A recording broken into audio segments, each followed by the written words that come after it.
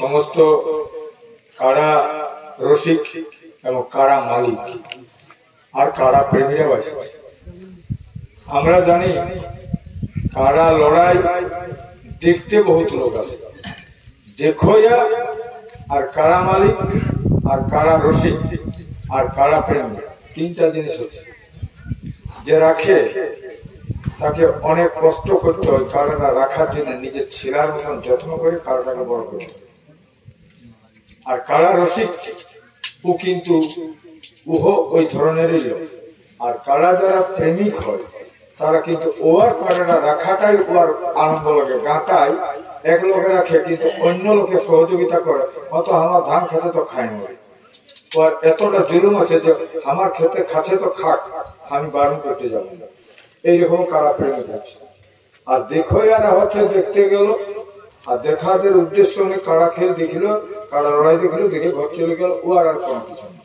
আজকে আমরা এই কারা রসিক প্রেমিক এবং দেখাদেরকেও আমরা বলেছিলাম যে তোমরা 50 টাকা দিয়ে নিজেরা ডেলিগেট, তো 50 টাকা দিয়ে ডেলিগেট হওয়ার মানসিকতা আমাদের লোকের কম আছে। 500 টাকা খরচ করতে পারবে, 500 টাকার অনেক কিছু খায়। পান পড়া খাই একদিনে একটা লোকে 20টা, তো একটা পান পড়ার দাম কত ওঠে আপনারা জানেন। তাহলে পান পড়া খাই অতটা ঠেকে ফেলে দিব, কিন্তু এইখানে আমি আসে যে ডেলিগেট হব এবং দু কথা বলবো, দু কথা অংশগ্রহণ করবো, নিজে কিছু বলবো, এই ভাবনাটা আমাদের মাঝে নাই। একটা অসংগঠিত সংগঠন, তার যদি কোনো নিয়ম শৃঙ্খলা না থাকে, জীবনে সেই সংগঠনের দ্বারা বড় কাজ না। রিজ মেটা পরব দেখা আলাদা জিনিস। একটা কাশীপুর হাটে কিংবা বলরামপুর হাটে ঝালদার একটা দমের লোক আছে, ওই লোকগুলো দেখে তো রিজ করবার নাই, প্রত্যেকটা লোক নিজের নিজের উদ্দেশ্য নিয়ে আসে। তেমনি কারা যেদিন লড়াই হয় বহুত লোক আছে, কিন্তু উদ্দেশ্য একরকম নাই থাকে। এই জন্য বলছি যে মানভূমের একটা অত্যন্ত জনপ্রিয় লড়াই। এই লড়াইটাকে আমার কথা ছিল, যেমন আমাদের এই যে ছৌ নাচ, ছৌ নাচটা কিন্তু শিক্ষিত সমাজে জানিয়েছিল না। আমাদের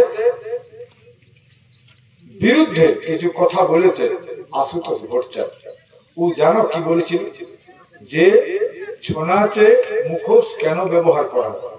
ও বলেছে মানভূমের মানুষের চেহারা কদাকার বলিয়া মুখে মুখোশ পরা হয়। ভালো বলেছে। এইটার বিরুদ্ধে অনেক লোকে লেখালেখি করেছে, আর ওকে আমি সেই সময় যদি কতটা বুদ্ধি হতো তোকে পালাম মারছি, কিন্তু বিশ্বের দরবারে নিয়ে গেছে। ও কোটি কোটি টাকা রোজগার করেছে। বাঁদরকে দেখায়, বাঁদর যে নাচায় সে দিনপাত চালায়, বাঁদরটা কত খায় ওবার তো হয়েছে না। ও বাঁচাবার জন্য বাঁদরটাকে যেটুকু রাখে আর নিজের পেশাটাকে চালায়, ঠিক না?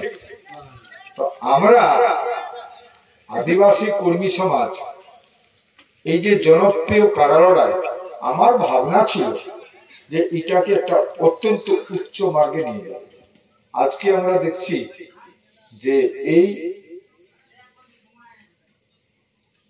চেন্নাই জাল্লিকাট্টু ষাঁড়ের লড়াই, সুপ্রিম কোর্টের অর্ডার ছিল ওকে বন্ধ করে দিল, কিন্তু ওখানে মানুষের আবেগটা এত বেশি হলো, ওখানে যারা সিনেমা অ্যাক্টর, সিনেমা অ্যাক্ট্রেস, ওখানে বিভিন্ন সাহিত্যিক, ওখানে কলেজের প্রফেসর, ওখানে স্টুডেন্ট, সর্বস্তরের মানুষের এমন আন্দোলনটা করলো, শেষে সরকার ওটাকে দমাই দিল, সুপ্রিম কোর্ট অর্ডারটা নিচে চলে গেল, আর জাল্লিকাট্টু লড়াইটা চল। জাল্লিকাট্টু লড়াইয়ে এমন ষাঁড়ের লড়াই যে ওটাই অনেক ক্ষতি হতে পারে, আমাদের কিন্তু ক্ষতি হওয়ার সম্ভাবনা নাই। দুর্ঘটনা কি, কারাটা পালাতে পালাতে দুই লোকে যদি জাঁকাই গেল, পাপ নেতা আমাদের যারা এখানে নেতৃত্ব দেয়, যারা মানভূমের কথা বলে, যারা মানভূমের দল করে, মানভূমের পরিচালনা করে মানভূমকে, আমাদেরই লোক তো। কিন্তু সেদিন যেদিন বন্ধ হয়ে গেল কারা লড়াই, একটা লোক কিন্তু আগায় নেবে না। আর এটাও বলছে ওরা এখনো কিন্তু লজ্জা করে আর ঘৃণা করে কারা লড়াই করেন। অনেক বলে কোন নেতা অজিত মাহাতো বাদ দিয়ে কারা লড়াই দেখতে যাবে? বলুন, এগুলা বোকালো ঘৃণা করে, মূর্খলো ঘৃণা করে। আমি এইটাকে বলছি, আর আপনারা সবাই যদি সেইভাবে আমাকে সহযোগিতা করেন, আগামী দিনে এমন একটা প্রোগ্রাম করব যে সবাইকে কিন্তু ওই সিট লিবার জন্য আগামী হামাকুর জায়গা রাখি। চ্যালেঞ্জ করে বলছি, এই মানভূমের এই কারা লড়াই এমন মর্যাদা সম্পন্ন একটা জায়গায় আমাদের মাঝে আমার যে ভাবনা আমি চিন্তা করি এবং আমি যেটা বলি সেটা করতে পারি না, বলি আমি যেটা বলবো সেটা অবশ্যই করবো। আমার কথাটা শুনতে একটা দূরদর্শিতা থাকা চাই, চিন্তা ভাবনা থাকা চাই, কোনটা করলে কিভাবে হবে।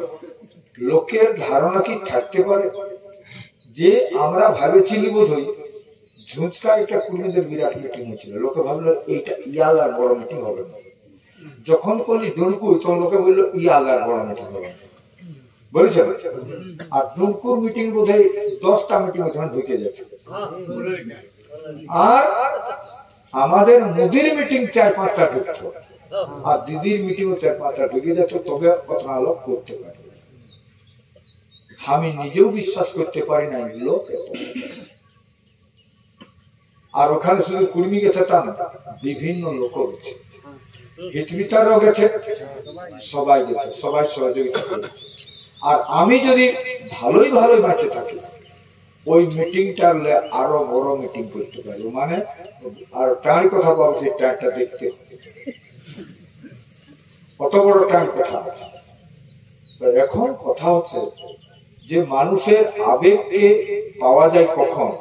সত্যের উপর যদি ভিত থাকে, কথাটা যে লোকটা বলছে তার দৃষ্টিভঙ্গিটার সঙ্গে আর কাজে আর কর্মে কত মিল থাকে, তবে তো লোকে মানবে।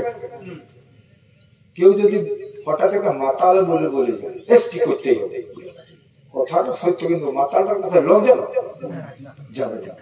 তাহলে যাবে কার? যার উপর একটা জনগণের আস্থা থাকে, বিশ্বাস থাকে, তাকেও লোকে মানুষের বিশ্বাস করে। আজ অজিত মাহাতো, আমি বলছি যে পুরুলিয়াকে বাঁচাবো শুধু না, টোটাল ছোটনাগপুরের একটা আলাদা সংস্কৃতি আছে। টোটাল ছোটনাগপুর, এই ছোটনাগপুরের যে বিভিন্ন ভাবে সংস্কৃতি আছে, এই সংস্কৃতিকে মানুষ দেখতে পারে না। আর সংস্কৃতিকে বাঁচায় রাখা মানে মানুষের আবেগকে ধরে রাখা। আবেগ থাকে কিসে? তার সংস্কৃতি। মানুষ দিন আর রাত কাজ করে খাবে আর ঘুমাবে, এটা তার জন্য থাকে বিভিন্ন সংস্কৃতি। মানুষ আমরা করি না, এগুলা কবে থেকে প্রাচীন কাল থেকে এগুলা চলে আসছে। সারা বছর সারা মাস কাজ করছে, তারপরে থেকে একটা পরব চলে আসে। ওই পরবে মানুষ কিন্তু বিভিন্ন অনুষ্ঠান করে, বিভিন্ন পূজা করে, পাশা করে, বিভিন্ন উপাস দেয়, তারপরে পরবটাকে মানুষ আবার কাজ করতে লাগে, আবার একটা পরব। এরকম বিভিন্ন সংস্কৃতির মাঝে মানুষ বাঁচিয়ে আছে। একরকম থাকে, এটা চিত্ত বিনোদনের জন্য মানুষকে অনেক কিছু মানতে হবে। তো আমরা আদিবাসী কর্মী সমাজ, আমি এখন বলবো না, তবে কতগুলো জিনিস আমি বলে যাচ্ছি।